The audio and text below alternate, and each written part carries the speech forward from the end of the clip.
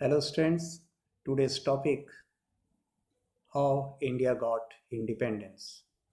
भारत को आज़ादी कैसे मिली? The Indian independence movement was a series of activities with the ultimate aim of ending the British rule in India. भारतीय स्वतंत्रता आंदोलन भारत में ब्रिटिश शासन को समाप्त करने के अंतिम उद्देश्य के साथ गतिविधियों की एक श्रृंखला थी. The first nationalistic revolutionary movement for Indian independence emerged from Bengal. The last stages of the self-rule struggle from the 1920 onwards saw Congress adopt Mohandas Karamchand Gandhi's policy of non-violence and civil disobedience and several other campaigns.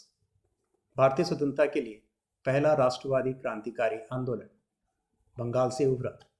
1920 पर स्वनियम संघर्ष के आखिरी चरणों में कांग्रेस ने मोहनदास करमचंद गांधी की अहिंसा और नागरिक अवज्ञा की नीति और कई अन्य अभियानों को अपनाने को कहा. Nationalist like Subhash Chandra Bose, Bhagat Singh preached armed revolution to achieve self-rule. Poets and writers such as used literature, poetry, and a speech as a tool for political awareness. Subhash Chandra Bose, Bhagat Singh जैसे राष्ट्रवादियों ने आत्मशासन प्राप्त करने के लिए सशस्त्र क्रांति का प्रचार किया. राजनीतिक जागरूकता के लिए उपकरण के रूप में प्रयुक्त साहित्य, कविता और भाषण जैसे चीज़ों का उपयोग किया. Doctor B R Ambedkar champion the cause of disadvantages section of Indian society with in the more significant self rule movement. Doctor B R Ambedkar ने भारतीय समाज के वंचित वर्गों के कारण को अधिक महत्वपूर्ण आत्मनियम आंदोलन के साथ चयन किया. The Indian self-rule movement was a mass-based movement that encompassed various sections of society. It also underwent a process of constant ideological evolution. भारतीय आत्मशासन आंदोलन एक बड़े पैमाने पर आंदोलन था जिसमें समाज के विभिन्न वर्गों को शामिल किया गया था. यह निरंतर वैचारिक विकास की प्रक्रिया थी. Rebellion of 1857. Then the Indian Rebellion of 1857 was large-scale rebellion in the northern and central Indian against the British East India Company's rule. 1857 के भारतीय विद्रोह ब्रिटिश ईस्ट इंडिया कंपनी के शासन के खिलाफ उत्तरी और मध्य भारत में बड़े पैमाने पर विद्रोह था.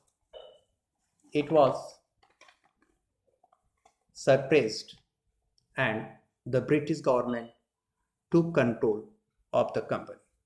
The conditions of service in the company, army and cantonments increasingly came into conflict with the religious belief and prejudices of सीपोज. इसे दबा दिया गया और ब्रिटिश सरकार ने कंपनी को नियंत्रण में लिया.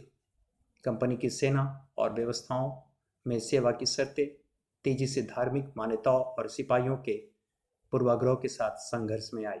The sepoys were also disillusioned by their low salaries and racial discriminations practiced by British officers in matter of promotion and privileges. सिपाही भी उनके कम वेतन और पदोन्नति और विशेषाधिकारों के मामलों में ब्रिटिश अधिकारियों द्वारा प्रचलित जातीय भेदभाव में भ्रमित थे. The final spark was provided by the rumored use of from cow and pig fat in the newly introduced pattern 1853 infield rifle cartridge, soldiers had to bite the cartridges with their teeth before loading them into their rifles. And the reported presence of cow and pig fat was religiously offensive to both Hindu and Muslim soldiers. अंतिम spark में एक नए पेश किए गए pattern 1853 में Enfield rifle कारतूस में गायों और सुगर की चर्बी से अफवाहों के उपयोग से प्रदान किया गया था। सैनिकों को अपने राइफल में डालने से पहले दांतों के साथ कारतूस काटने के लिए कहा जाता था और गाय और सुअर की चर्बी से बना कारतूस की उपस्थिति हिंदू और मुस्लिम सैनिकों दोनों के लिए धार्मिक रूप से काफ़ी आक्रामक थी। Thank you so much students.